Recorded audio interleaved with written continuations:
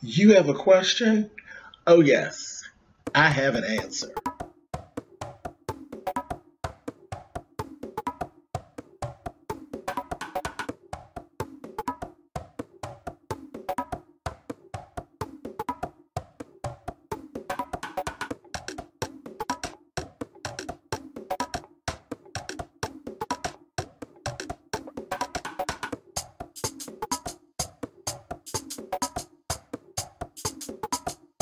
Hey guys, thanks so much for clicking on this video. This is another episode of Ask James. Let's get to our email. I have a question. First of all, I am a fan of yours. You're doing a beautiful job. Thank you very much. So here's my question. I had a BFF since we were 6 up until now. She all of a sudden stopped speaking to me, and I keep calling her. She never answers or responds to me on Facebook. I do know of someone telling her that I said she was on drugs. I never did such a thing. So I'm thinking that's why she stopped. But if you were a true BFF, would you ask me instead of going on a he say, she say word? Plus, when my grandmother died, she never viewed her body or came to the funeral. I cried. That hurt so bad that she didn't show for support. So now I gave up. What do you think? Do you think I did the right thing? Well, let's talk about this. Okay. So one thing that I did notice in this email, that you didn't say that you didn't tell whoever this mysterious person was that she was on drugs. So I'm going to have to bring that back. If you did that, if you accused her of being on drugs and you didn't actually, and then so you didn't say that she was on drugs or wasn't on drugs either. But even if you shared this with someone else outside of her knowledge, and then that came back to her, then I can see where she's hurt. Okay, I can see where she's hurt. And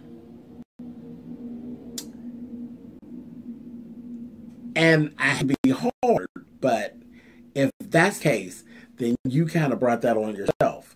Okay, because you betrayed the friendship by actually basically talking about her to someone on the outside of your friendship, which that wasn't very friendly. So I can understand she feels betrayed. So I can understand her just kind of cutting you off. You know, at that point, you actually bear the burden of that at that point. Now, as far as you being hurt behind her not coming when your grandma passed.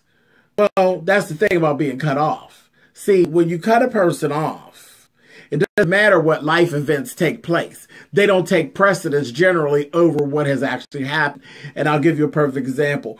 I actually had a, it even goes deeper than that. It's an ex. It was my ex. And when the period of time came where the breakup had actually taken place, and I didn't even speak to him for a very long time. It was like literally like 6 years. I didn't speak to him. And in that time, his mother passed away in that time. And then whenever we did mend fences, he said to me, you know, my mom died and I had no one to talk to that I could talk to the way I talk to you. And I have to tell you, I felt bad that his mother was gone, but I didn't feel bad at the fact that I wasn't there to comfort him. I didn't feel bad about that, not one little bit, because at that point, I'm not doing you. And when I'm like that, when I'm not doing you, I'm doing you, period. It doesn't matter what life events take place.